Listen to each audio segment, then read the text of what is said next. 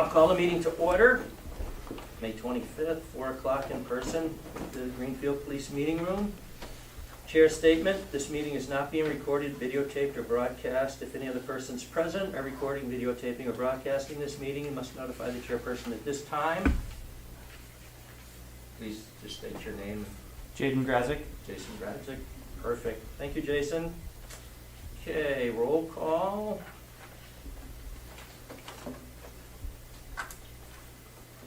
So I'm present. Rick Clark. Here. Present. Suzanne White. Present. And Michelle Glory. Present. Thank you. Forum. Okay, prior meeting minutes for April 27th. Secretary had emailed them out, everybody has gotten them, I'm sure. Is there a motion to accept them? I'll make a motion to accept the minutes. Is there a second? Second. Okay, any further discussion? Everybody feels everything's okay with the minutes or not? Yes? Okay. Rick, how do you vote? Aye. Michelle? Aye. Susan? Aye. Which is yes. Okay, old business, the new fire station project updates. What I do is I send out the previous minutes for the building committee to the commissioners, so they have them as updates. And so if there's anything within those minutes or updates that you want to ask, we have the chief here. And I have just a couple comments. One is I do really appreciate Chief receiving those minutes, so they do help me a lot. The question I do have one question. It keeps being a referral to railroad property in there, and are we really talking there, or are we talking DOT property? Great question. So the DOT owns the north-south branch, and this is the east-west branch, and that is owned by Pan Am Railroad. It's still freight train. There's no passenger train on there, so it's freight train.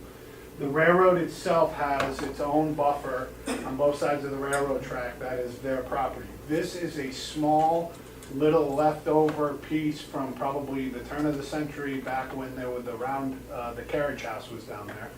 And it's a strip that runs all the way down from the back of Main Street all the way down to Conway Drive, and broken up into two separate little sections. It's about 15 feet wide and a few hundred feet long. It really doesn't impact the project, other than it allows us to set up staging on their property, move the utility poles that are currently running through the middle of it.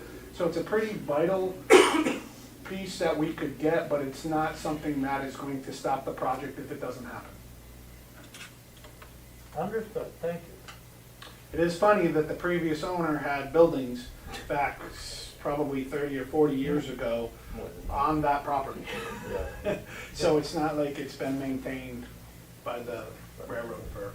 Is that where that little brick building was? And to me, it looked like old greenhouses. Yeah. Yep. I also wanted to thank you, Chief, for sending those along. I find them very helpful to read and informative, just to give also continued learning about the scope of what you're covering. But also, I think we asked this last time, and I'd like to ask it again. Since we received the minutes, because things are moving so quickly on that project, have there been any developments? Oh, you know, there's developments every day. I know, that's why I'm asking that question. Quick is a relative term. I'm glad it seems quick to you. Yeah, so I should say 2 years. complex. Yeah. Complex would be better. Complex. really the biggest updates that we're happy to report on is we are pursuing multiple grants, significant money grants that we're optimistic that will help with the project. So that's probably the biggest update. The other one is it's gone to planning, it's going to zoning the first of next month, and should have its, hopefully have its approvals through that. We should be going out to bid around summertime, with bids back, and hopefully construction will begin summer, fall, with a move-in date projection still on target for August or September of 2023. Thank you. Any other questions? I think you did. Thank you very much. Okay. Old business, we had the chief send us the reform bill, and which is, Rick could hold it up, the 176-page reform bill for us to kind of look at. But we sort of feel that we probably would need a separate committee working with the mayor and the chief and others to really kind of go through it and get an understanding of what it means going forward.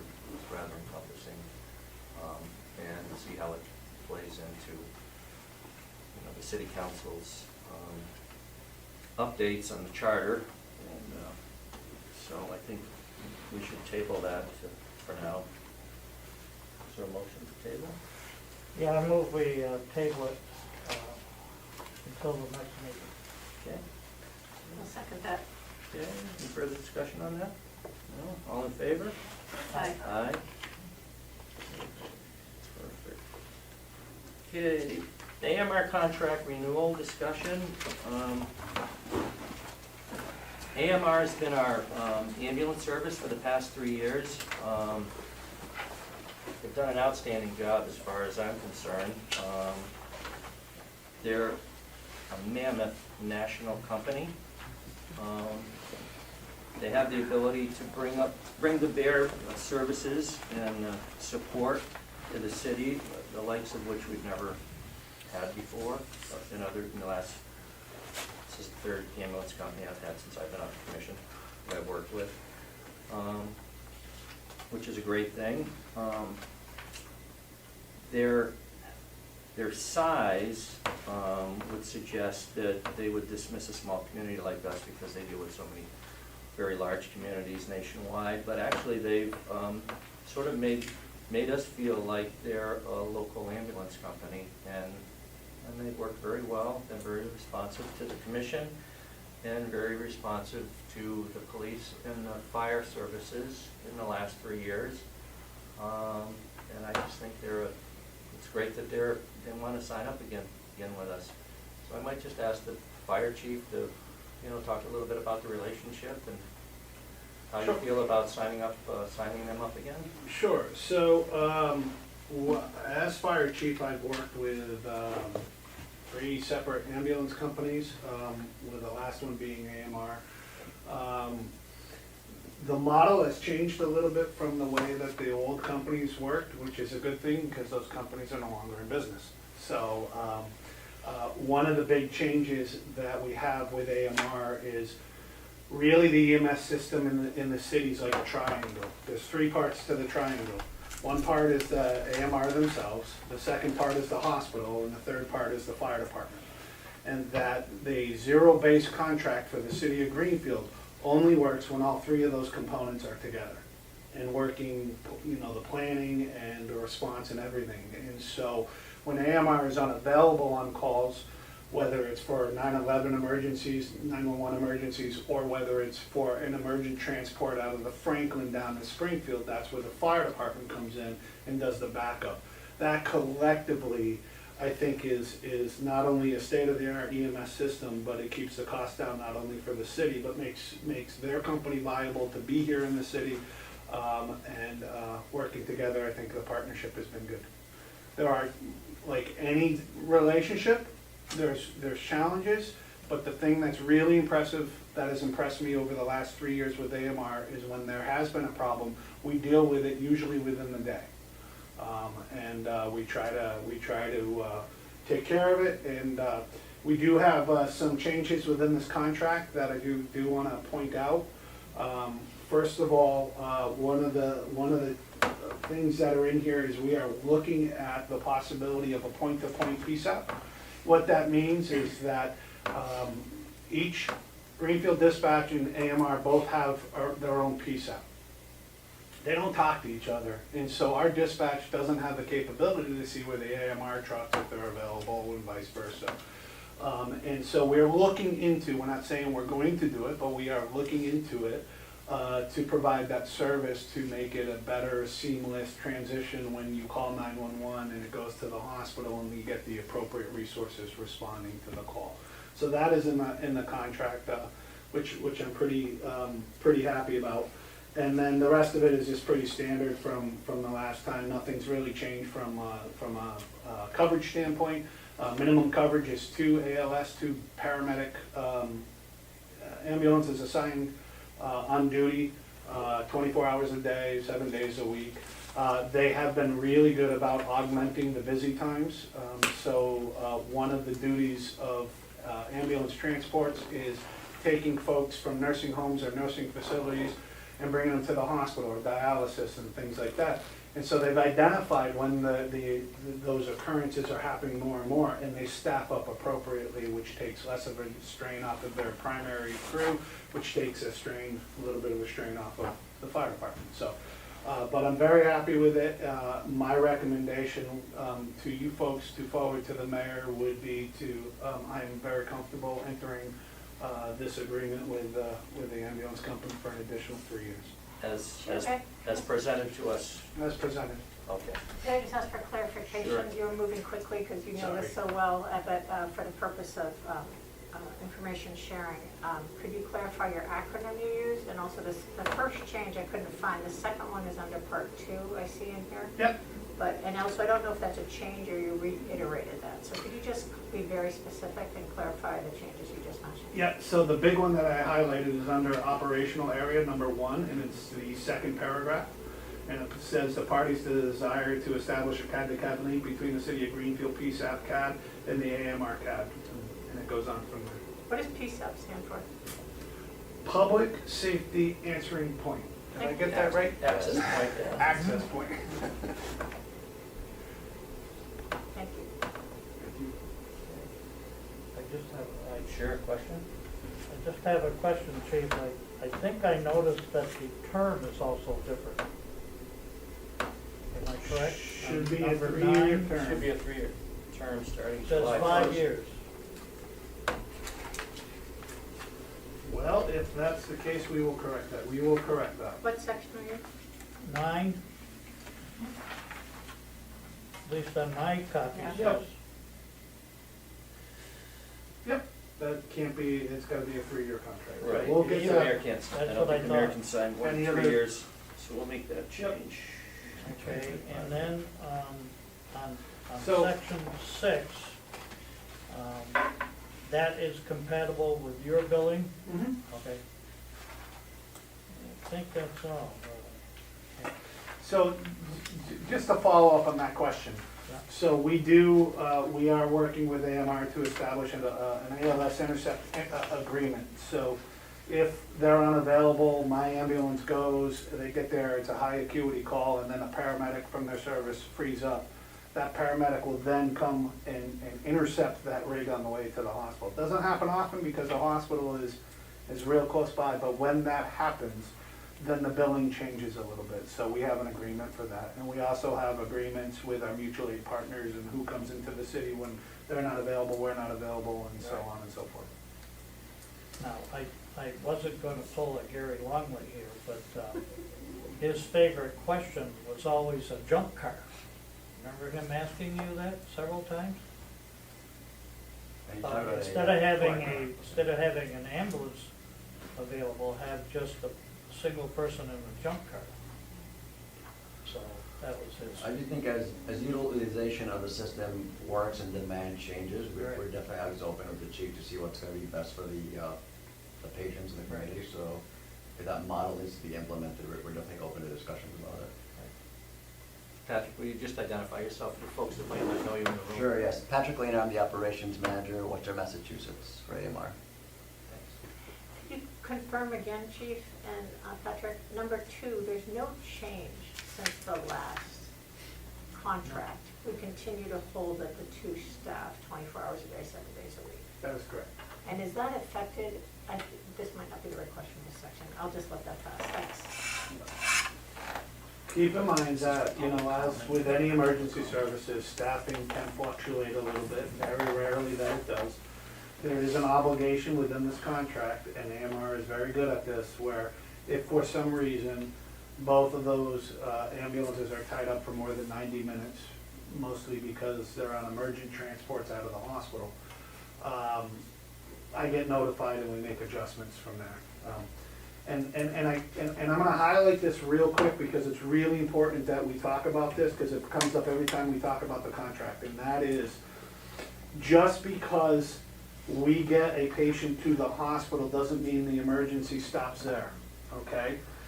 There are high acuity cases that the local hospital just cannot handle, and it's emergent to get them down to a higher skilled facility, whether it's a burn victim or some other type of high acuity call. And so in those rare cases where there's more than one, both rigs could be on the road to Springfield. Now, in the past, that's been a bone of contention, but there's a reason for that. And it's usually our citizens that are getting that emergent transport down to the hospital. So I just want to make sure that people understand that just because you get to the hospital doesn't mean that that emergency ends there, that it could continue on until they get to a higher acuity, a higher level of care hospital. Okay? Michelle? Yeah, Chief, on the CAD to CAD link, just a couple questions. Do you know the estimated cost for this? That's my first part. Second part would be, it says the parties will use reasonable effort to complete this goal. What's the estimated time to get it implemented, and then what's the estimated time frame that you think that this would be completed, or the expectations of both AMR and you to get this completed? I don't have an answer for that right now. I would hope within the scope of the contract. Within 3 years? I would hope so. It's the technology piece is really the driving factor behind that, and then obviously if there's a significant cost, you know, that's gonna put brakes on things, so. Yeah. Thank you. We may have to work on funding and another budget cycle, so I don't see it happening right away, within 6 months or so. Any other questions of anyone? No? Motion to accept the contract with the changes as noted in term. Can we include that into the recommendation that we made? I move we accept the contract as presented with the modification, 3 years. And I also, with that, recommend that the commission recommend to the mayor that we go through this contract. Okay, is there a second? I'll second that. Okay, is there any further discussion? No?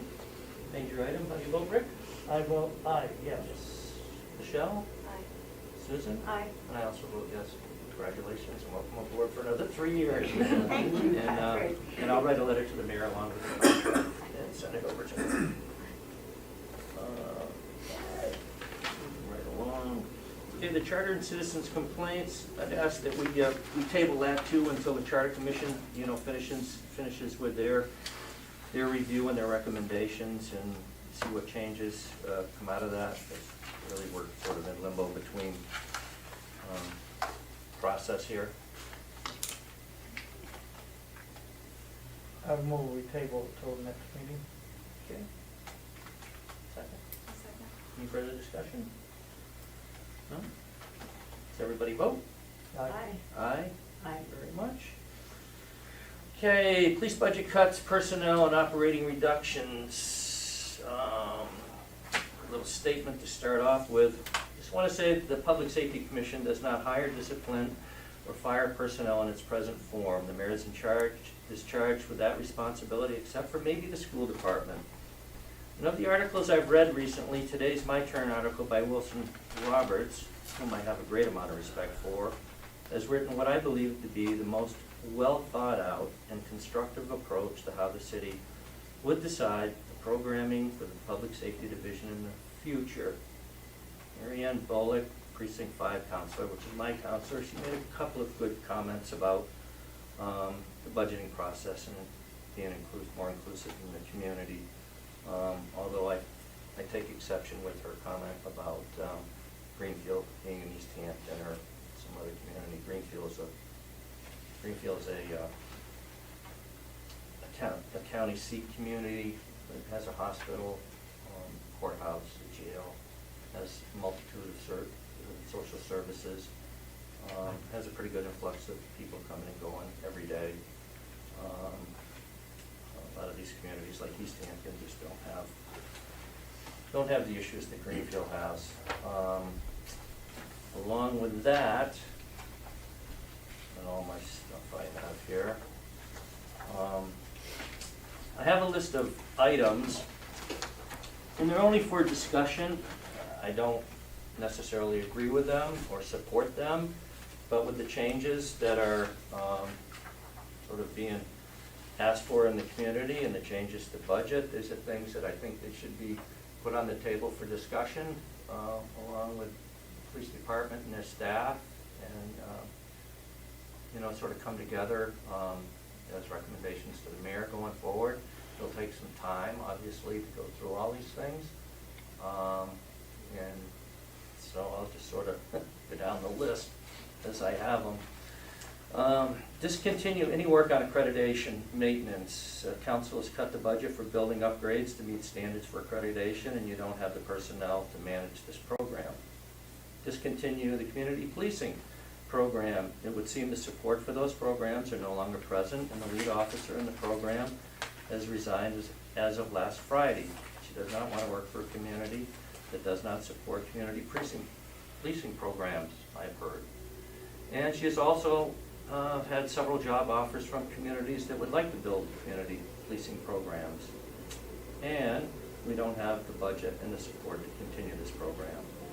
Discontinue the work on the body camera program. City Council cut funding for an officer to manage the program, and the liability for the city is too great to run a program without constant monitoring. Again, the budget and the personnel are the issue. Discontinue basic medical calls. Refer those calls to AMR and the fire department. Continue life-threatening calls, obviously. Cease proactive policing model. Instead, move to a reactive model like the fire department uses. Remain in the station, and when a call comes in, answer the call and return to the station after servicing the call. You will need to make some changes in the building to accommodate this model. Eliminate the night shift and institute a 7P to 3A shift. This will allow you to move personnel to higher call volume times of the day, and calls that come in between 3 in the morning and 8 a.m. Would be transferred to the state police or some other agency. Obviously, if major crime came in, you'd have to do a call back with how you should deal with it in that manner. Move to 2-man cruisers as the operating model to reduce the number of vehicles an department you would need for operations, and you would save on fuel and expenses. Discontinue answering mental health calls. Refer them to other agencies. Discontinue any training that is not mandated or required by the city unless the budget specifically addresses it.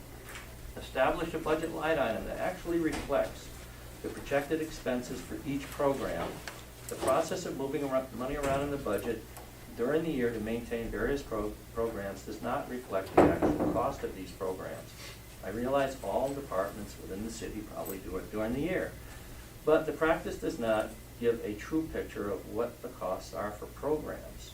Disband the K-9 unit, as you may need to move the officer to other duties. Like I say, I don't recommend to support these. I just throw them out on the table for things that we may have to deal with coming up. And I would also ask the chief to add any additional things which he just gave us about the cruisers. We'll just highlight that. So, yeah, there's a lot to unpack here. So I'll start off with that. One, I want to start out with some good news.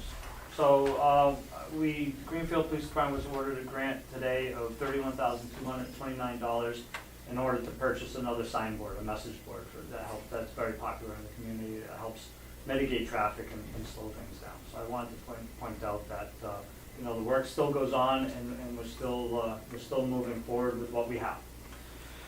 Saying that, effective at 3 p.m. Today, due to deep budget cuts imposed by the City Council, coupled with fuel costs that are approximately double of which they were budgeted, the Greenfield Police Department is implementing the following changes. Staffing will be reduced from 4 single officer cruisers to 2 double officer cruisers. Cruiser mileage will be limited to trips that are absolutely necessary to our core mission as a police department. Idling cruisers should be limited to reduce fuel consumption. We have estimated deficit in our line item this year of nearly $25,000. Next year's budget, the FY '23, was based on this year's projections. So we're already looking at least a $25,000 deficit in next year. Not only that, but the predictions of fuel are going up to, I've heard, don't be surprised to see $6 a gallon for unleaded. I feel bad for the fire department, that's by diesel, and maybe the ambulance has by diesel, but we haven't budgeted for that, so we're already going to be in the hole of greater than $25,000, if not closer to $50,000. We expect these fuel costs to continue over the rise for F23. We continue to give the highest priority to life-threatening calls. The mission of the department is about life and property, and we will continue that mission. The department recognizes that these changes will affect response time for certain type of calls, though, including our proactive approach to crime and traffic enforcement and visibility within our community. These significant changes are designed to ensure the safety of our officers by sending no fewer than 2 officers to a call while addressing the financial and political realities that confront the department. And that's effective immediately by 3 p.m. Any other items you want to add to the I list? do. So we have a lot on the table here, and we have some decisions to make. People have to understand that what our staffing is, to understand what 8 officers are going to cut. And you guys are going to help me with this, because you're the people that have been asked to help me with this. So currently, right now, we have 6 officers assigned to day shift. Having 6 officers assigned to day shift does not mean you have 6 officers on day shift. That means you have approximately 4 officers, barring anybody from being sick or vacation or any other type of training, all of that, yeah. So typically we have 3 officers. On great days we have 4 officers. We have no more than 4 officers on each shift. So day shift is assigned 6 officers to cover those positions. The evening shift has 6 officers to cover those positions. Midnight shift has 6 officers to cover those positions. We also have 6 officers that are assigned to auxiliary positions, such as Detective Bureau, where we have 4 officers assigned to the Detective Bureau, 2 officers assigned to community policing. We also have 6 sergeants. The 6 sergeants are there to supervise everybody. And having 6 sergeants means there's 1 on each shift. Often when they have a day off, training, all of that type of leave, there's no officers. There's no sergeants on the shift. We have 3 commanders. We have 4 commanders, 2 lieutenants, a deputy chief, and a chief. And right now, currently, we have 1 lieutenant and me working. So, that's what staff, that's what we have. To take a position out of those figures, you're either talking about taking basically all of your command staff, which means you have no supervision in the police department. So I'm not sure that's on the table, but we're going to have to judge that. We can take more people off of each shift, which means you'll have less than 3 police officers in the city of Greenfield. And I have to say, when I went to Dunkin' Donuts this morning, there's more than 3 people working at Dunkin' Donuts at any given time, and you have for police protection in the city of Greenfield on good days. You have, or we can get rid of an entire shift, which would be recommended of midnights, and you have 0 police coverage on those hours. Or you get rid of the auxiliary services, such as detectives and the community resource officers. Let me just give you a little idea of because a lot of people don't understand what the detectives do, and the loss of these jobs. So when I run down the list, just imagine that Greenfield will be without these services. The detectives do sex offender registration and audits, so they keep track of all the sex offenders in town. We will not be able to, we'll be able to do the registration, we have to by law, but we're gonna have 1 person doing that, and we're gonna be backlogged. And that 1 person would be the same person that does firearms, so the firearms hours to get firearms permits would be reduced in order to be able to perform that duty. All unattended deaths will not have a detective assigned to it. We will respond with a 2-person police car, but they won't be experts in what they're doing, the compassion of which they give to a family that has lost a loved one, and the time that is spent will not be available. And if they are, and if any time that the officers are tied up, we have to hire overtime to replace that unit, those units that are tied up. District Attorney Officer referrals such as adult sexual assaults, juvenile sexual assaults, Disabled Person Protection Commission, Department of Children and Family DCF cases, Child Advocacy Center case reviews, Child Advocacy Center and SANE, which is an acronym for Sexual Assault Investigative Network, is the Child Sexual Assault Unit. We won't have any experts in child sexual assaults. Missing person investigations will be lacking, organized crime investigations will be lacking, vice and human trafficking investigations will be lacking, financial crime investigations will be lacking, narcotics investigations will be lacking, cyber crimes will be lacking, major crime and crime scene processing, such as robberies, structure, vehicle fires, bias crimes, identity theft, and crime scene processing, such as forensic photography, fingerprint, and evidence collection, all will be eliminated. If this plan goes in place. Right. Supervision of the Detective Bureau, all duties and representatives of the supervision of this unit will also be eliminated if we decide to go in that direction. Some hard decisions have to be made. Can you run down the list also for us for the community policing? You have that next. Very good. I have to tell you, I have one of our community policing officers here. Without a doubt, I will not be able to do their job justice. And I'm probably missing a lot of things. I'm a little tired, I'm a little rushed, so I put in what I can think of. But we're going to be we just trained 3 officers, and we have an additional officer that we were going to institute a bike patrol program and have bike patrols downtown. That was going to be one way that we're going to be able to reduce fuel, but we will not have the manpower to do that. The Children's Self-Defense Program, we just sent 3 officers to Children's Self-Defense Program, where the officers are able to teach children how to be able to defend themselves against predators. That won't be there. We're about to institute the cop card program again this summer. We already lined up a photographer. We will have to cancel that. The Comfort Dog program will be canceled. The Canine Patrol, NICO, will probably be eliminated. And the grant will have to be refunded. We got a $30,000 grant, so we will have to find the money to refund that if that decision is made. The co-response program is on the line because we do not have the officers to be able to do that. That's a $200,000 grant. We won't have to pay that back, but that's money that we will not be able to use because we won't be able to do the scope of the grant. And I just have to say, we just found out with the co-response grant, I wish our clinician was here, but they're out on the road helping people with that have mental behavioral health disorders. But we found that one program reduced involuntary commitments of 65% over the last year. We won't be able to do that. Recruitment drives, which we have been targeting communities of which that we don't represent in our department, will have to cease.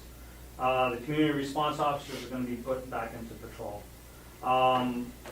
The other things that's just like a small brush. There's also, we have a relationship with Bicycle Bob that gives us backpacks for the homeless. We do outreach with the homeless. We actually go and check once a week. We check everybody that lives in the woods and make sure that they have all the needs that they have. We won't be able to do that. We won't be able to get the backpacks for the homeless. We were actually planning on working with Bicycle Bob also. This is the guy that's down in Springfield that provides bicycles for kids that don't have bicycles, and that was part of the program that we were getting into. The body cams. Explain the liability and why, if we don't have the personnel to manage it, we would be liable, could be sued and liable. Yeah, so the body cams, it's not just recording. So you have to understand that, what comes along with body cameras is the review of the recordings. If we don't review the recordings of the officers, and the officers are making typically small mistakes, but they're making this small mistake repeated, over and over and over again without being noticed, then we're going to be found liable because we didn't do anything to manage our officers. It's failure to supervise is what it's called. And one of the biggest things that law enforcement gets in trouble liability-wise is failure to train and failure to supervise And that brings in punitive damages, especially when you're failing to supervise. So a body camera takes a lot of effort and it has to be a supervisor that is monitoring that to make sure everybody's doing what they're supposed to do. Or why have body cameras? If we're not going to monitor them to make sure that we're doing the right things, why put them on at all? The other thing is that comes along with body cameras is FOIA requests. And there's a lot of FOIA requests. And you have to go and redact all of the things that go through there. So for example, if your child was caught, for better words, parking by an officer with their significant other in a park, and we get a FOIA request for that, I'm sure that you'd probably want us to block out faces and names and all of that stuff. Well, that takes time. So there's a lot of work that comes with body cameras. It's not simply just putting them on your body. The body cam, now, there's several counselors, and I have to bring it up, that several counselors attack their stipends, such as detective stipends. The reason why we have detective stipends is because we have certain officers that go above and beyond their scope of duties. They're on call 24 hours a day. They give away time from their family. They're advanced training. They have hours and hours and hours, hundreds of hours of advanced training to do all that stuff on that list. They deserve to be compensated more than the person that didn't do any of that stuff. And the detective stipend was attacked. The body camera stipend was attacked, as it is our regular job. But it has to be understood that we're changing the working conditions of the officers. The officers, when they're wearing the body cameras, it's not, again, as simple as wearing the body cameras. They then have to manage those body cameras. They have to review the body cameras before they do reports. They have to understand that their reports need to match with exactly what happened and include all of the emotions and everything else that goes along with it. This takes a lot of work on the behalf of the officers. And also, it's fair to say that the officers took a 0% COLA this year. And there is an 8 to 10% inflation costs in the country right now. Prices are going up for our officers in groceries and gas bills and everything else. And they took a 0% COLA for this city. And the only thing that they asked for is a little bit of extra work that they would like to do, is they would like to be able to get a 2% increase for the work that they have to do with the body camera stipends. Now, that's one of the things that's online. If the officers decide, now they have a contractual right to have that body camera stipend. If they decide to give up that body camera stipend, we will not put cameras on them. That's not fair to ask them to do that. So that's in play right now. The canine stipend, one counselor doesn't want us to pay the canine stipend. The Garcia Act, it's called the Garcia Act. It's a federal law that we have to pay somebody to take care of that dog. That dog is owned by the city. That dog goes home to somebody's home. That person then has to feed the dog, bathe the dog, house the dog, and all of the stuff that goes with that care of the dog. And not only do they deserve compensation for all of that work, it's mandated by law. So if the counselors want me to cut the stipends, I have to cut the programs. There's no other ways around it. Sorry, I'm getting a little. That's okay. It's 2 weeks and maybe I need to take a breath. Yeah, and some of those mandated items that turn into unilateral change in working conditions are bargainable, and that's how It's all bargainable. how the stipends come about. And stipends are nothing new throughout the city in different departments. This Several is all departments have standard stipends. across the country. Right. There's nothing that's not standard that the police department does. The accreditation maintenance, there's just me. Right now, we're in the middle of accreditation. They have a list of things, small little tweaks, small things that were missed. I have to worry about certifying my officers in post. And that I have to interview all officers A through H. I have to make all large packets, and I have to do all of this work. Or we're not going to have officers that are A through H. I can't keep up with the accreditation program. And Well, explain that, because that's a new thing under the reform bill. the post? Yeah. So post has a new mandate that all officers have to have certain criteria to be police officers. One of the criteria is to be interviewed by the agency. Now, even though a police officer has been a police officer here for example, myself, nearly 30-something years, I lost track of how many years it is, I still now have to be re-interviewed by the city. Now, the mayor will re-interview me because I can't interview myself, but for all the other officers, I have to re-interview the officers. And they have a list of questions. The questions are about 20 different questions that I have to ensure that the officers have. I have to make sure that they're all been vetted. The background checks have been done, medical, psychologicals all been done. I have to gather all of that information of records that are 30 years ago. I have to make sure that they're not on the decertified, the national decertification list that they have. So all of that work has to be put, and then I have to get that done by June 15th and submit it to the state. The state will look at that and decide whether that the officers can be police officers or not. Certified, decertified. Yeah, certified. That's a brand new thing. We've never had that. Matter of fact, the whole list that I think you have the packet of the post, that's all brand new management stuff that's come over in the last year. So we don't have managers to do it right now.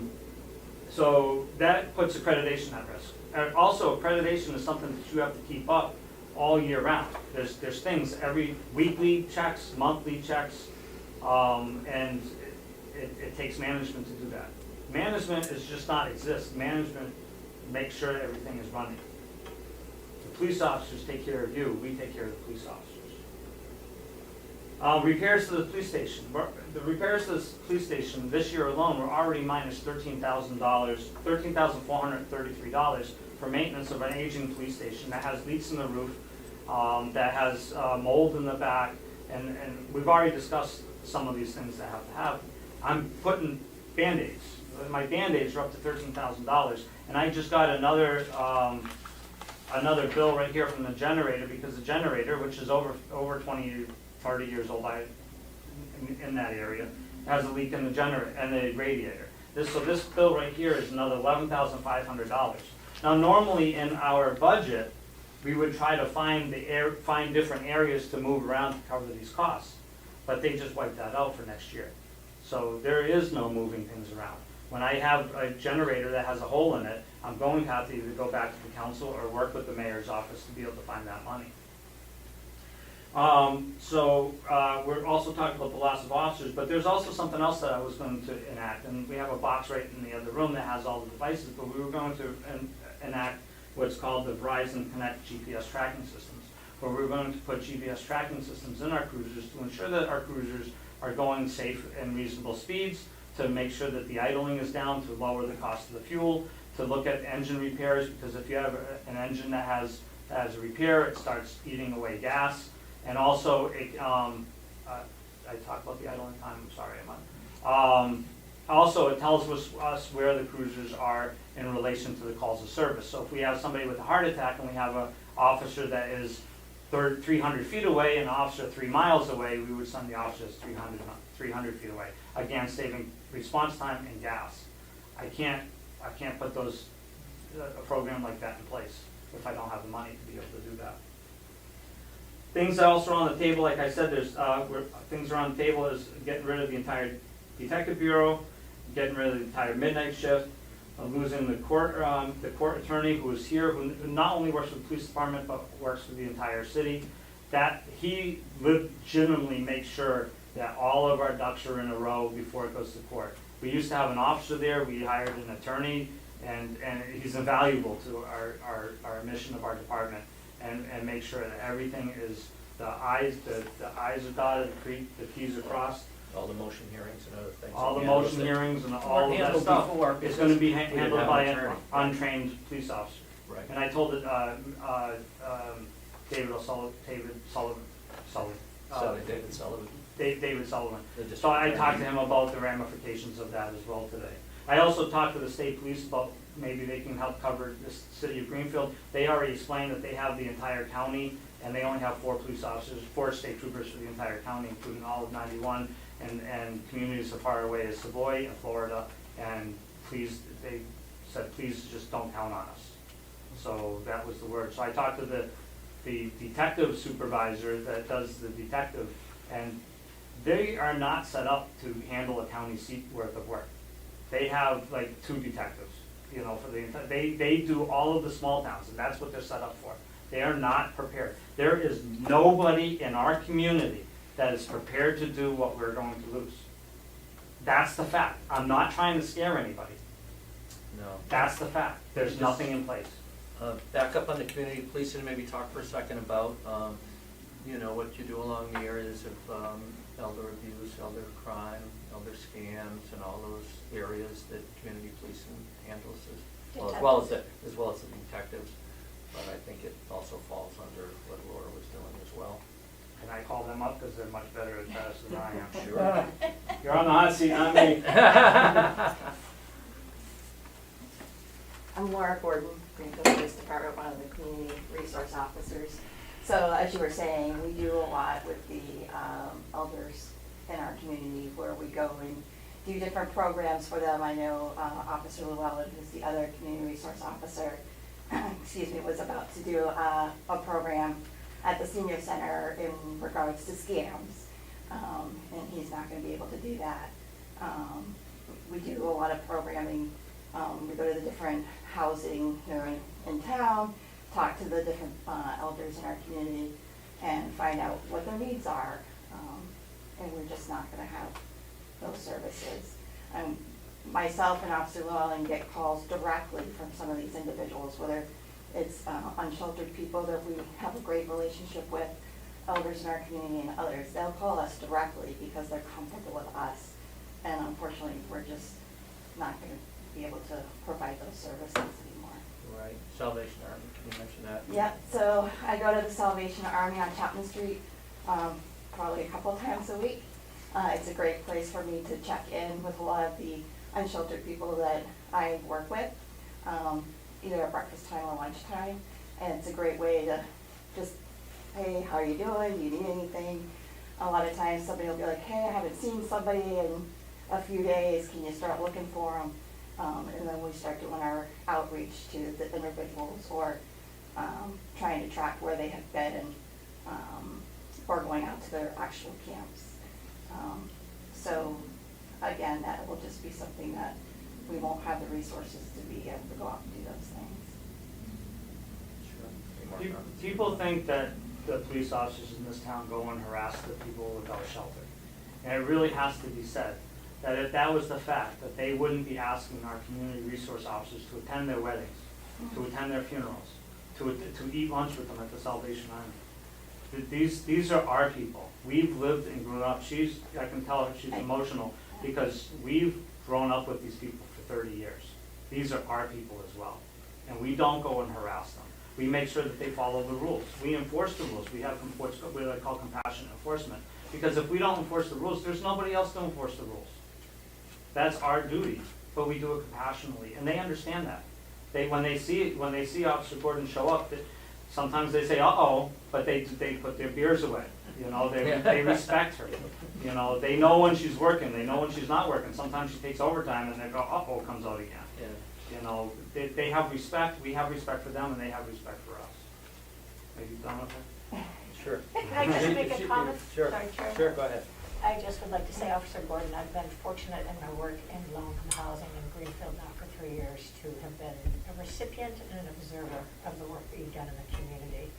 And based on the models that have been happening nationally, you set forth here something in motion that had never existed.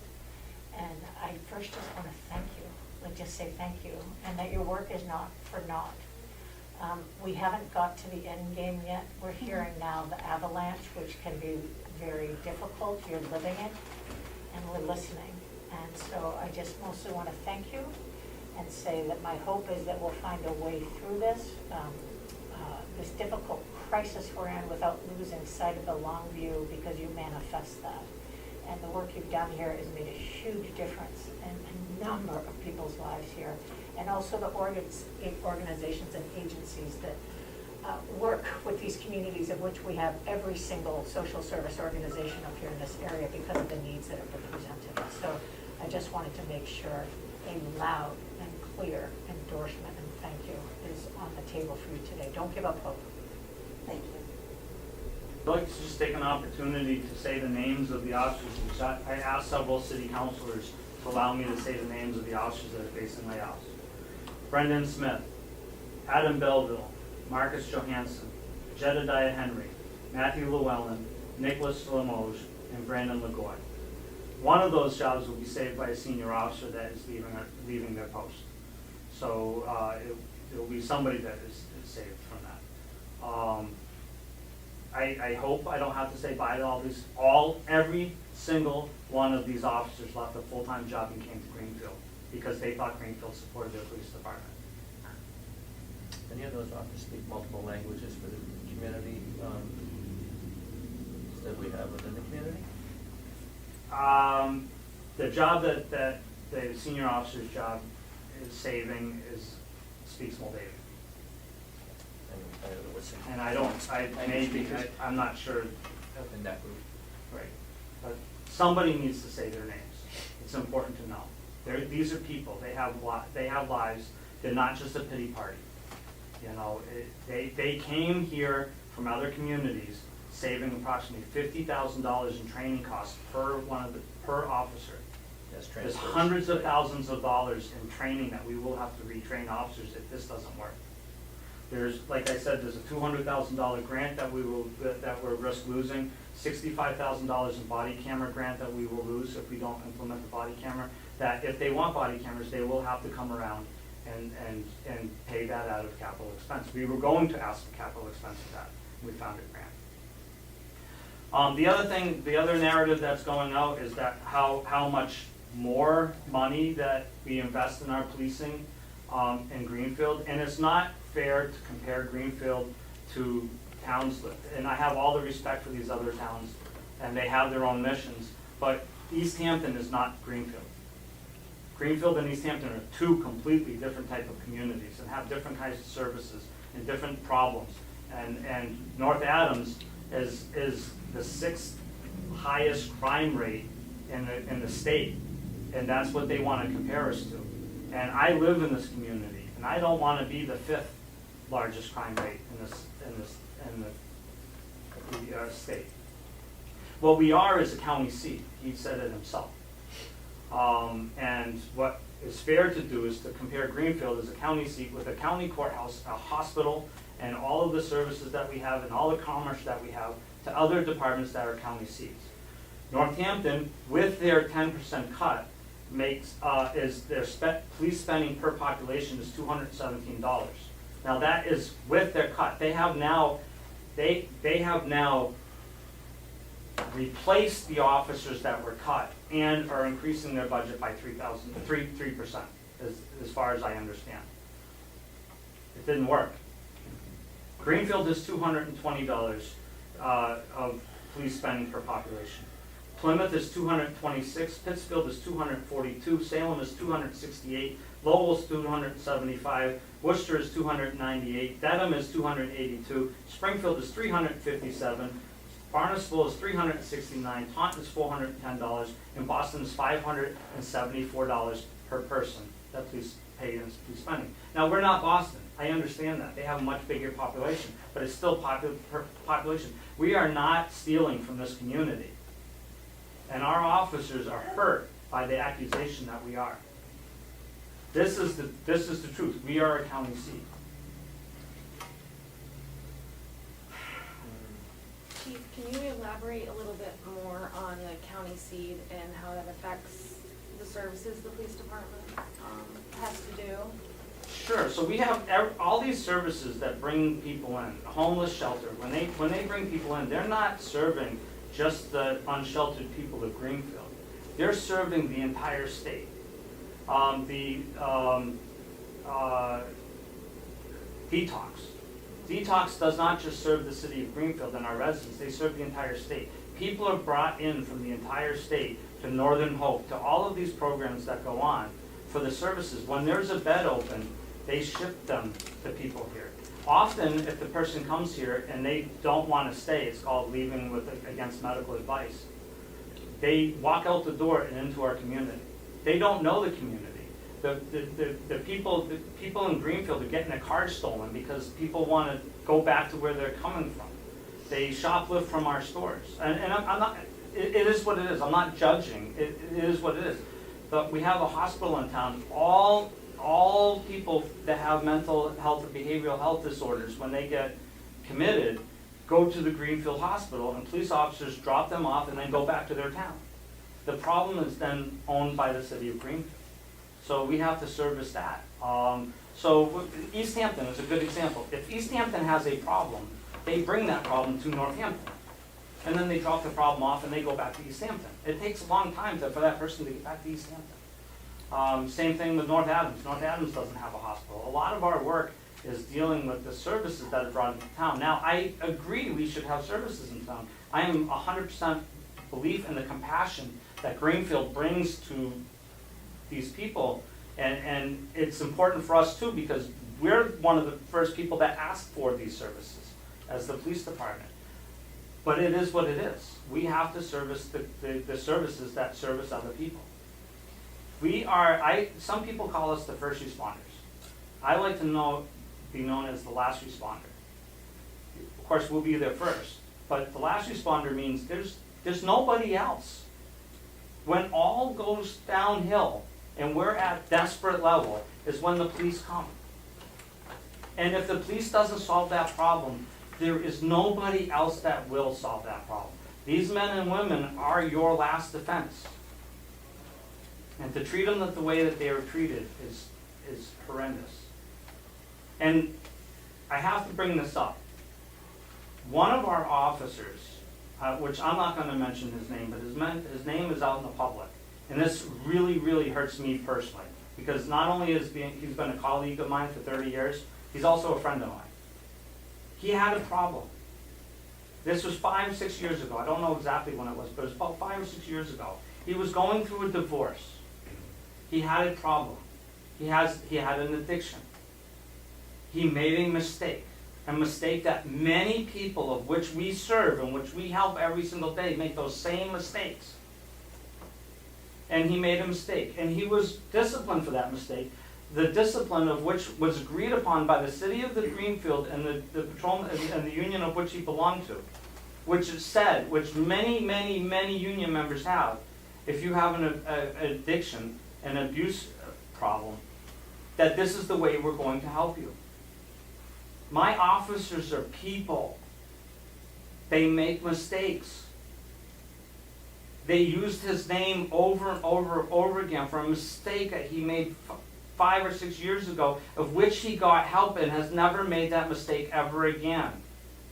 And people want his head and they want him fired. A police officer that has helped you as a community for 30 years. You want to throw him away because of a problem that he had. Do you want our police officers to treat you that way? And it's not you, and I apologize, but it was very, very hurtful. I understand the community is upset, and I understand that they're angry. I am too. But to treat my people like this is wrong, no matter how you see it. Take your anger and put it where it belongs. Take your signs and go on the common. I'm okay with it. Have your word. I will protect you and your First Amendment right to say anything you want about me and my officers. This is not right. I'm sorry. It's been a really long month. I'm sorry, Mayor. Quite all right. Yep. A lot of pressure, a lot of stress for sure. I thank you for bringing that point up about the amount of police spending per, I read the article as well, so I'm glad you addressed that for me, and you gave me a little bit more insight on those numbers that I thought I was looking for. And actually, maybe we can talk about it, or next meeting we can come with a little bit more detail on that, because I think that really is a fair point on your side, that our population maybe increases with the things that we service in the community and the things that we have available in Greenfield, and that it's not just that dollar amount isn't just servicing our immediate taxpayers in Greenfield, that it's actually serving other communities, surrounding communities as well. And I'd really be interested in looking at some of that information if we could gather some, just on you know, maybe if we can get like how many people come into town to work or anything like that, that would, help support, what you were saying. I And have so- to have management to do that. Yeah, I understand. It's just a point, I just wanted to maybe even just I bring up agree. as a point that, I am a statistics man, these people will tell you. Yeah. I am all about statistics, and I agree we need to have the data in order to bolster our argument. One data that I have is that 32,225 residents called us for help. That number's not going to change. What is going to change is unless there's going to be a lot of, I'm sorry, we can't be there. Now, we will always be there if somebody's life is in danger. That is our mission, that is our goal. I can never ask a police officer not to help somebody that's in physical need. But there's gonna be a lot of service type of calls that aren't gonna be there. And maybe that's what the community wants, and some of the community is asking for that, and I understand that. But 32,000 people called us. I don't think 32,000 people were at the last council meeting. Twice the population, Some people called more than once. of course. In the same day. I'm sorry I got a little. Yeah, no, it's stressful, I get it, and I agree with you. But I think we need to put together a little process here, maybe the commission, yourself and. Yes, we have some time. Yeah, with your staff and the mayor, and kind of come to a, an agreement on. It's only what needs been to a be week. done, We given have- the dollars we have that to we make a have to plan. work with. It's only been a week, we have Right. to make a plan. Right, it'll take some time, but it's sort of the stuff that's out there and on the table for discussion, obviously. Okay. Any more questions of the chief? I just want to thank you for what you shared, all of it. There never should be apology for pain that is felt on any level, and high level of professionalism that I've been fortunate to witness with you, and even being someone who went around and the tour on the accreditation process here. It was stunning, the breadth of information and skill with what you have brought this station to, along with everybody on your team. This has been a difficult period, and we are in a crisis, and it's very important that you realize that you're not alone going through this. There has to be a sorting. My request is, what is the process? There needs to be a digestion, a clarity on timelines and deadlines, so that we can be well-versed on, one, what do you recommend, and then our questions answered. Because there are opportunities here that some look possible to minimize certain, the word I want to use is gouging, unfair gouging of certain efforts that maybe could be worked through, versus things just to hit certain budget goals we'll have to do. And that's not clear, and we need time. This is a very, very important moment, not to let the experience of feeling blown up blow you up. And I Right. don't mean just you, but everybody in this department needs to stand steady. Stand steady, and we're gonna walk with you through this. And also, we need not to group everybody's perspective all at once here. That's what the press does sometimes in an effort to communicate information, some clear, some not. As a PSC member, my goal is fact from fiction, and then to help be part of a leadership team to guide you and give input when requested to the mayor. So I just want to say we need to move forward and stay steady. But the key thing I'd like to know is, what is the timeline? Processing all the information shared today is important. This is not a blueprint. This is information that has been shared Right. along with your very detailed reports. I am in the role as secretary. I will be very thorough in terms of what is shared in those notes. That is our record. I hope they're circulated widely. My hope is, may they be circulated. So we will take extra, I don't know if I could even do extra care, more care in the minutes. Do a pretty good job from the Minutes, get-go. because it is our record of today, and it is taped, and we will be thorough in that, and hopefully invite people's engagement. The problem in situations like this is silence. There's pain on all sides. There's historic pain, but we can't take in Greenfield the hit of the rage of a nation. We need to look at our people and make the right choices here. But there's background to so much. So I'd like to ask the chair if you could please guide us now on what do we do with the information that's prepared, and what's our timeline for process? Because we obviously can't do all this tonight. Right, That's not well, possible. We're talking about fiscal year, July 1's budget. I only caution you, the deeper you go into the fiscal year, the harder the cuts are gonna be. Right. If the cuts are what they are, Right. then we have to rip the Band-Aid off rather than make the Right. wound deeper. Yeah, So- so we need to work with the mayor and you and put together, It'll be a busy month. it'll be a busy Yeah. month, to put together, a process.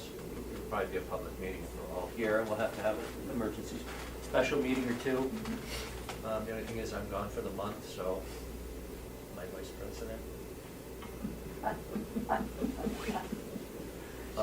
by But I- fire, I'm kinda But used if to you, but if you do it on WebEx or something like that, maybe in Guam, I can, maybe 15 hours ahead, but maybe I can get online with you guys. But yeah, we'll immediately try to put together a process to deal with all this stuff. And come to a conclusion. I can probably meet more than, Oh, yeah, special, I Once guess, a month. yeah, special meetings, yeah, we'll have to.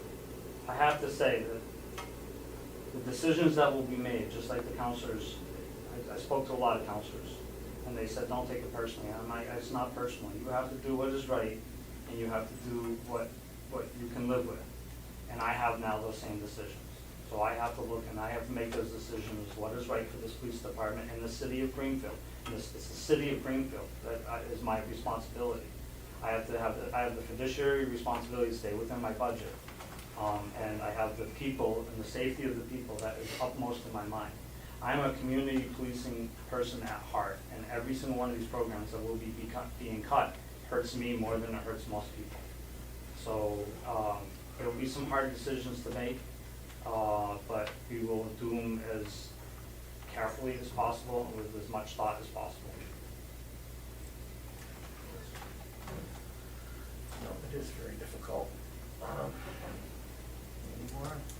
I'm still unclear on the next step, it's not clear to me. I hear that we're. Yeah, no, I'll hook up with the mayor and the Okay. chief, and we'll come up with a process going forward. Okay, And that's it'll helpful. definitely require some special meetings, because it'll have to be public with us involved, and come up with an agenda and a platform for those meetings. Thank you. I have a question for the mayor. Sure. Mayor, I think I read in the paper, or somehow I heard this, that the meeting room in the town hall is equipped for WebEx as well as an open meeting?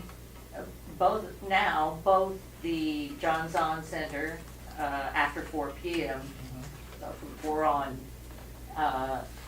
is hybrid capable. What that means is you can have an in-person meeting, and so both that and the city hall meeting room are hybrid capable. One of them holds a lot more people than the other one does.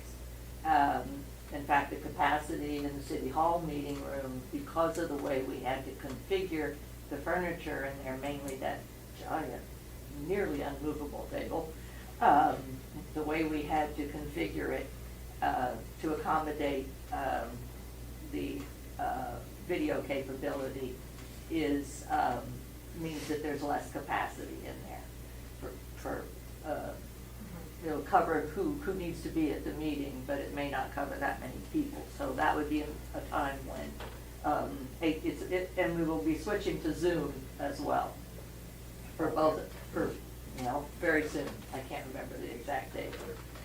So we won't be WebEx, but in either case,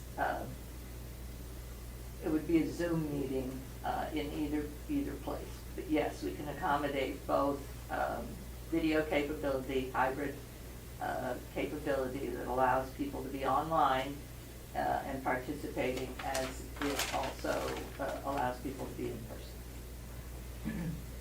That's one more thing I forgot to add. Sure, go ahead. I want to add that the relationship between us and AMR has been stellar. They are a fine, most professional organization I've ever worked with, and I've worked with them locally, I worked with them nationally, we partnered with them, and we helped them after the Las Vegas shootings, and my dogs worked with their upper management as well as the workers that responded to those scenes. And they also made a commitment to the police department to help us with our medical supplies, of which a line item we don't have. So it goes far beyond the contract. If you're just looking at the words on the paper, you're not looking at the people that are behind those words. Thank you. Okay. Next item on the agenda is dispatch updates. Updates for dispatch, you know, it goes on and on, right? Dispatch is going swell right now. I did not prepare an update. I do thank the council for completely supporting the budget. They were looking at cutting some of the dispatch budget too, but they did not, which is, we have very grateful dispatchers because a lot of those dispatchers left jobs to come to settle in Greenfield. So we do appreciate the fact that that didn't happen. Those people are absolutely responsible for our lives, the lives of the firefighters, the lives of the EMTs. We rely on those people behind those desks. So I appreciate the fact that they weren't cut. And also the people of Greenfield rely on those. So those are extremely, extremely important positions. Just as important as any other first responder. Michelle's got a commitment that she cannot, I apologize. she has to No, no, leave. okay, sorry. So, I took a lot of time and I apologize. no, that's fine. You're not gonna vote on anything else? that you Nope. need, Mike? Nope, no more votes coming up Okay. Thank you, sorry. Thank that I you. know of. All right. See you, Michelle. Bye. We'll be in Bye. touch. Bye, thank you. Any further questions of the chief on the dispatch? Okay. Chief. Fire department updates, reports, call volume. Thank you.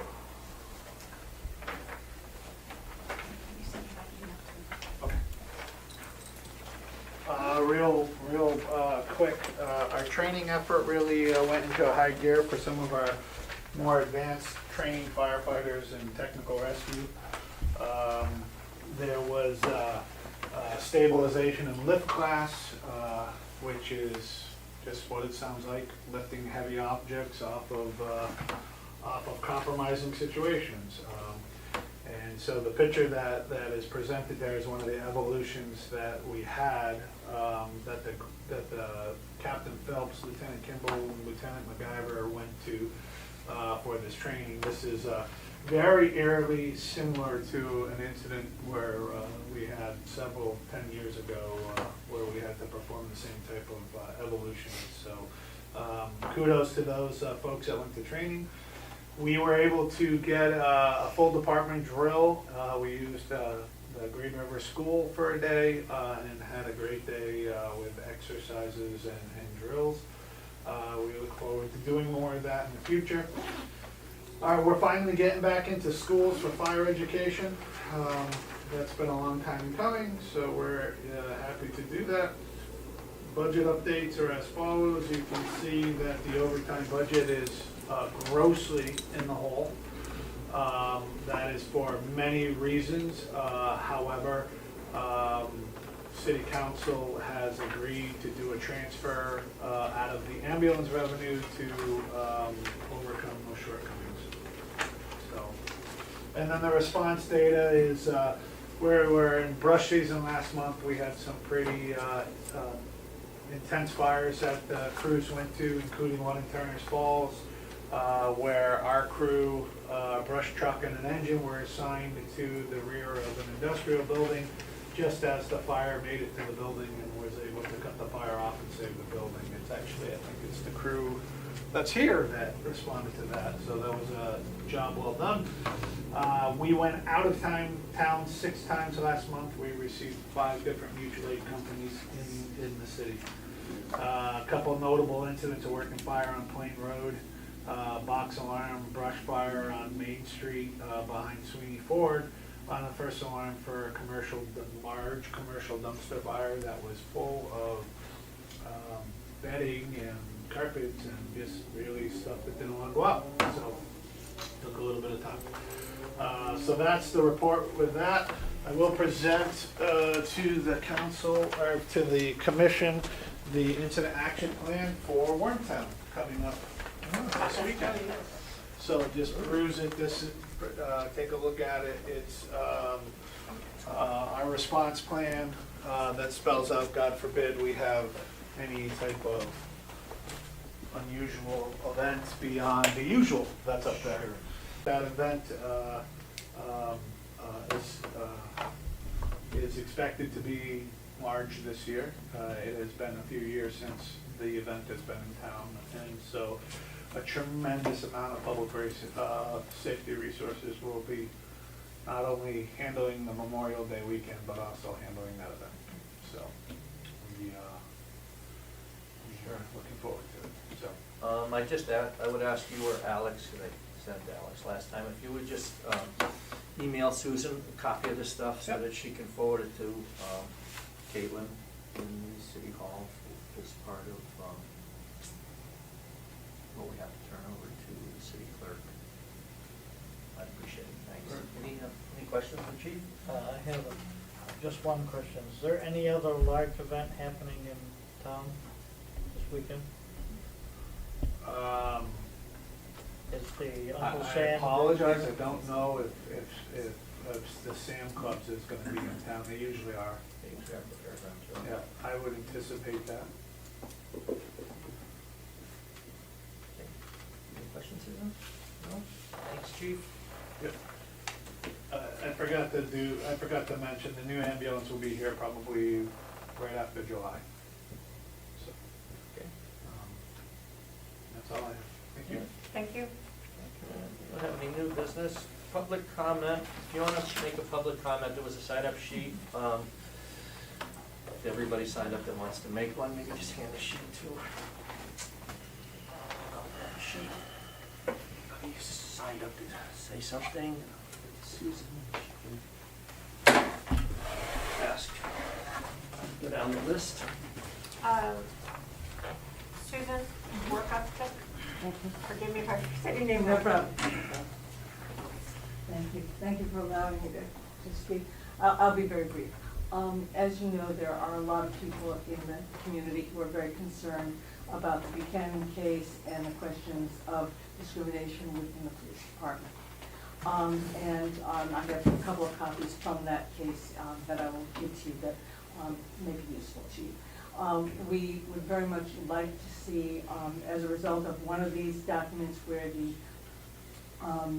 the decision to not move forward on analysis of the Chief Hague and Lieutenant Dodge's testimony, that has been rejected by the judge.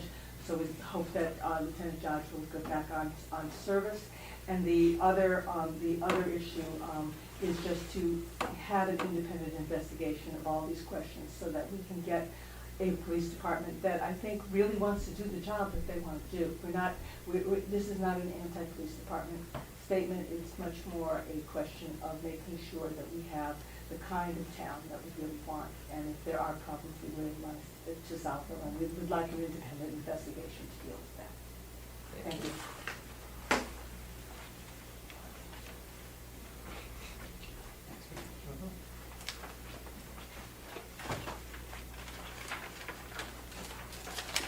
Jeff, Benston, excuse me, I'm sorry. Did you say Benson? Bankston, Bankston. B-E-N-G-T, that's all. Okay, sorry about that. Thank you. I am Jeff Bankston, I apologize for my dress. I'm a coach here in town. And this is our final practice pizza party of the year. I'm hoping to get there in time, although I'm already late. Could be all gone. Sorry, I don't need the pizza part.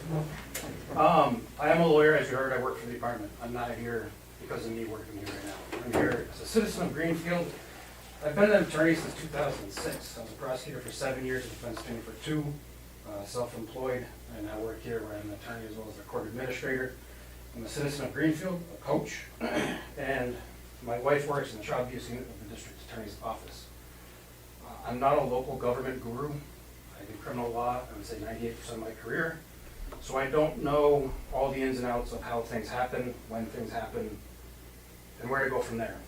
Like many people, I assume in my same shoes. I was coaching last Wednesday, came home, got my kid supper, got him ready for bed, turned on the TV. It wasn't until the next day that I woke up hearing what I believe a budget that had already been somewhat discussed at Ways and Means was presented to the council with a vote to cut it by $1 million. I, along with I assume many other people, had no knowledge of that. And had there been, I assume people would have been there to discuss that then. Like I said, I'm a coach, and I don't know much about local government, but if this is my 4th and 1, 4th and goal, with 10 seconds left on the clock, I'm going for it, I'm not quitting. So I come to you today with a couple of examples that I want to give you, in hopes that whatever power you might have, you choose to exercise that in order to get the council to reconsider. I've read in the news that one counselor, Lapiensky, if I'm saying it correctly, was quoted, and this is their quote from the news, not my own: "The police are not entitled to our money. They work for us, and we get to decide how many of them we need. Whether they get fired or not, whether they have children or not, whether they have to pay rent or not."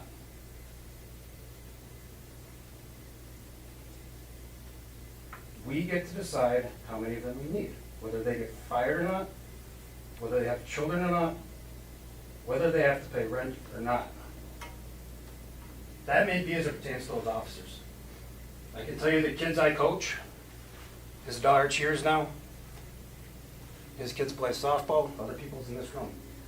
The kids I coach, a lot of them are from the low-income housing you discuss. A lot of them come to me, they know I work here. And they come to me and they say things. "Hey, you get to see Officer Donut on a daily basis?" "I do, buddy. I do, not now. And maybe not going forward. I did." "You know Officer Kratz? He used to be a school resource officer. We go grades 3 through 8, by the way. Many people are now coaches, knew these people when they were growing up. People who I prosecuted, who now coach with me, still come to me." So when you say you don't care about the officers' kids, care about my kids, the ones I coach. The kids that my kid goes to school with. The kids that live in those low-income housing, when their parents are going at it tooth and nail, then they need somebody to come help. Now, one more thing I want to say. AMR, thank you. They actually sponsor us as well. Don't know if you know that. I had some notes pertaining to them. This is in no way in disregard for what they do and how they respond to calls. I have the option, the benefit here, after a few years, of finally getting a window seat up front. AMR, if you don't know, is stationed right here. I have a radio in my office. I can listen to calls. I can hear when the calls come in that somebody's unresponsive, potential overdose, not breathing, etc. And I can tell you, without even looking at the numbers, that as it stands right now with the officers we have, and through my career as a defense attorney, prosecutor, etc., I would say they're probably short-staffed now. People know, the officers know, where to do those patrols. And they get there faster than AMR. Not to say that AMR doesn't get there fast, but when you're not breathing, and your heart's not beating, they get there first. I can't even tell you the number of lives they've saved since I've been here, where someone's unresponsive, they're there first, they call in Narcan administered, CPR in progress, whatever the case may be, and within minutes that person's back up. AMR comes, takes them to the hospital. If you don't have those patrolmen out there to do those functions, I mean, I guess your resident population might go down. That's the only benefit of that. And I say that with all the respect to everybody here. But if you sat and listened to the radio transmissions, to the response time of our officers, and the effects it has on the community as a whole, it can't be replaced. It cannot. If we could have an officer on every street in Greenfield, there should be. I know that's not feasible.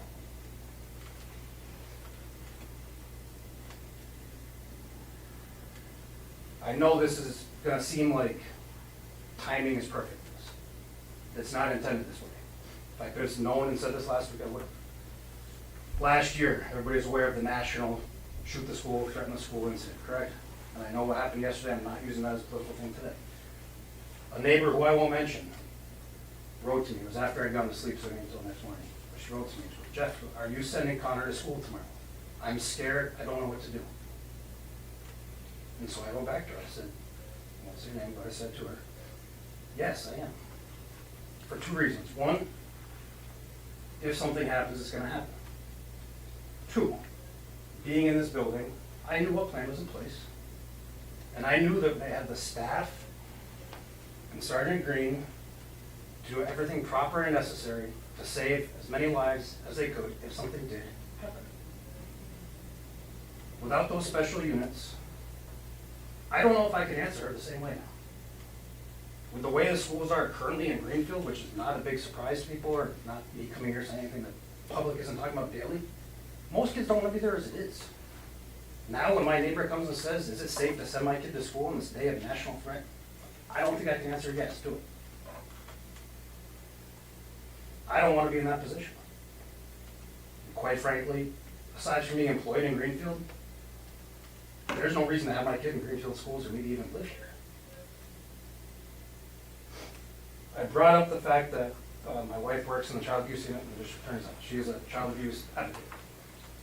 What that means is that kids who are sexually assaulted, kids who are abused by their parents or relatives, she's their go-to person for that case. If it's the child and mom, so to speak, they go to her for, not counseling, but to help proceed through the court system. When I was a prosecutor, child abuse cases, certain high-level domestics, and other high-level crimes, the second those come into the DA's office, they're assigned to an individual prosecutor. They're assigned to an individual advocate. The reason being is, as Officer Gordon pointed out, community members build trust by having consistent people to go to.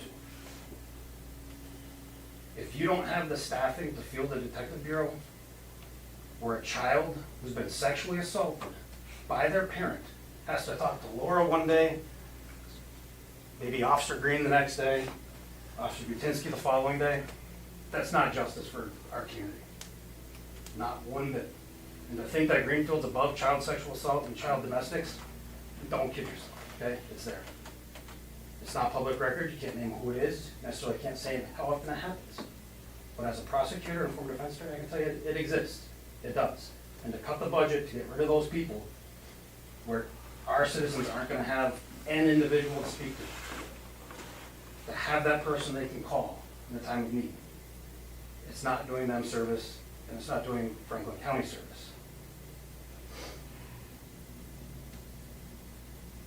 Another situation, and again, this is not towards AMR, I'm just pointing this out on us here at the department, is last year or 2 years ago, there was an incident actually by my house. Not necessarily in our town, but a kid drowned. Unresponsive, in a pool. The town that it was in did not have roads marked properly. Thankfully, we have Officer Merrigan, our K-9 officer, who knew exactly where that was. He was able to respond. That kid has recovered 100% from, my understanding, basically being clinically dead in a pool. Since the town didn't have the roads marked properly and where it was, it took AMR longer to get there. But our officers with our local knowledge knew. He got there, that kid's alive today because of him. There's more members of society alive in Greenfield today because of these people than most people will ever realize. On a yearly basis, they save lives. On a daily basis, they save lives. And like I said, I'm a coach, I'm competitive. If it's game over, it's game over. But if there's one play left, I'm asking you guys to take it. Thank you for your time. Thank you.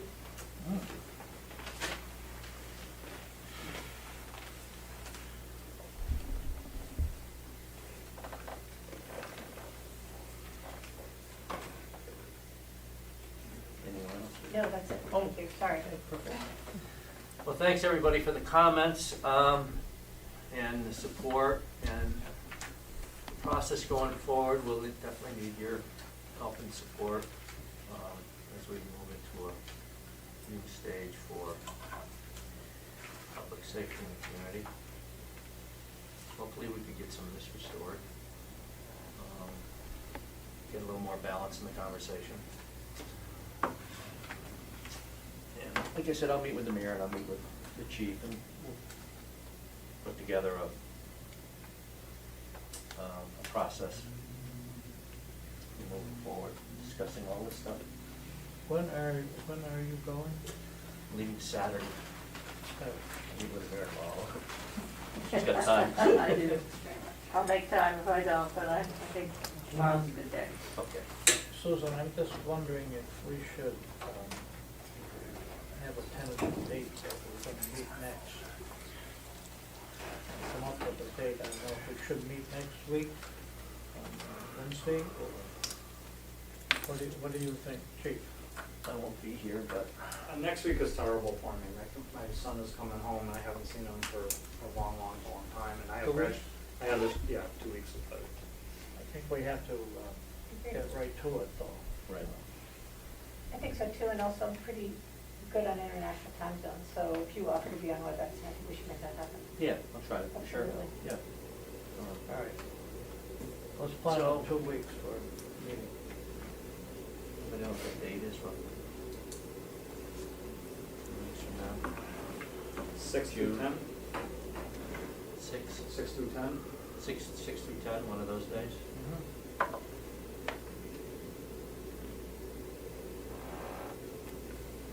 So Wednesday the 8th, potentially? Same time, potentially? 4 o'clock? Yep. Depending on time open.